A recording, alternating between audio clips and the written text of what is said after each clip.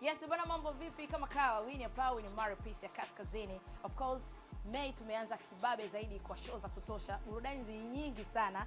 Baadaye tukizungumzia weekend iliyopita, burudani ilikuwa ni ya kibabe. Na of course, kama unapenda burudani, huwezi kuniambia kama hujui kuhusiana na Formula 7 Tour. Hii ni show ya Fally Ipupa ambavyo anafanya dunia nzima, au sio? Na by the way, kwa show zake kuona alipiga bonge moja la show tarehe 2 pale na tarehe 3 katika uwanja wa Stade de France.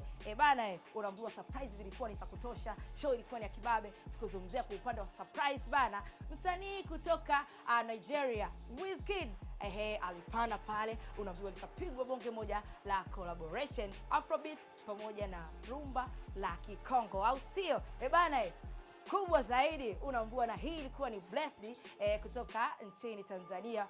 Msanii Diamond Platnumz naye alifanya surprise kwa show ya pili ambapo alifunika uwanja mzima, na kama unavyojua bana, huu uwanja wa Stade de France bana unaingia takriban watu 80,000. Sasa imagine the way alivyotangaza Tanzania yetu, au sio?